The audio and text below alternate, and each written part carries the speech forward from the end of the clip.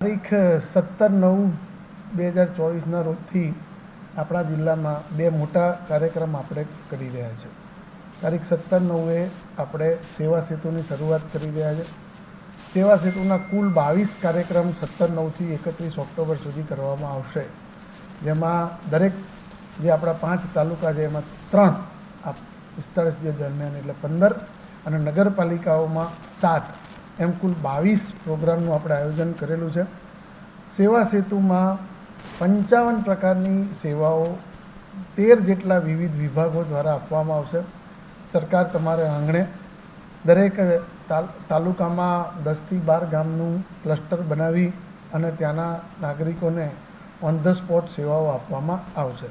આમાં આધાર કાર્ડને લગતી, રાશન કાર્ડને લગતી, આવકના પ્રમાણપત્રની, જન્મ મરણના દાખલાની આમ વિવિધ સેવાઓ આપવામાં આવશે. પણ હું આપના માધ્યમથી પર્ટિક્યુલરલી મોરબી, વાંકાનેર, હળવદના જે નગરો છે એના લોકો અને જિલ્લાના લોકોને પણ કહેવા માગું છું કે જેને પણ આયુષ્યમાન કાર્ડ એટલે પ્રધાનમંત્રી જન આરોગ્ય જે અમારી યોજના છે એ અંતર્ગત મોરબી શહેરના ઘણા દુકાનોમાં નોકરી કરતા જે સ્ટાફ છે અથવા મોરબી શહેરના ઘણા બધા લોકો છે કે જેને આ સેવાનો હજી લાભ મળ્યો નથી.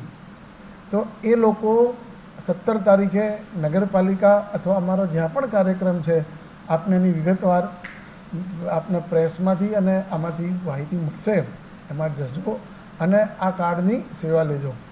અને મોરબી શહેર અને મોરબી ગ્રામ્યના લોકોને NFSA જે અમે મફત રાશન કેન્દ્ર સરકાર તરફથી આપવામાં આવે છે, તો જેની આવકનો જે નક્કી કરેલા ધોરણથી એટલે લગભગ 2,40,000 રૂપિયા કરતાં ઓછી છે આવક વાર્ષિક, એ લોકોને જે લાભ મળવા પાત્ર છે તો એ લોકો પણ આમાં પોતાની અરજી કરી શકે છે.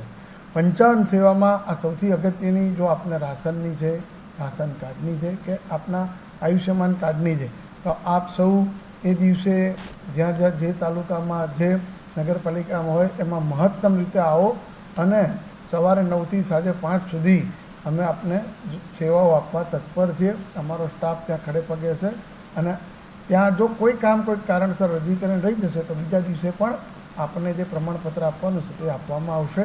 એટલે આપના માધ્યમથી હું ફરી એક વખત વિનંતી કરીશ આ મોરબી નગરવાસીઓને અને મોરબી જિલ્લાના રહેવાસીઓને કે આ સેવા સેતુમાં આયુષ્યમાન કાર્ડ, NFSA કાર્ડ અને અન્ય તમામ સેવાઓનો આપ લાભ મેળવો.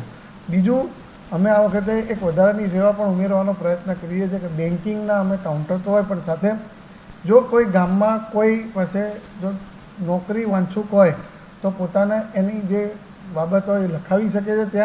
ત્યાંથી અમે અમારા જે અધિકારી છે એ અધિકારીને એ વિગતો મોકલી આપશું અને એ જે પણ ભાઈ બહેન હશે અને એમનો નંબર આપી દઈશું તો એમનું પોતાનું નામ અમારા રોજગાર અધિકારીના જે દફતરમાં છે તે ચડાવવામાં આવશે અને એમને લગત જો કોઈ પણ નોકરી હશે તો એના માટે અમારા રોજગાર અધિકારી પણ એમનો સંપર્ક કરશે.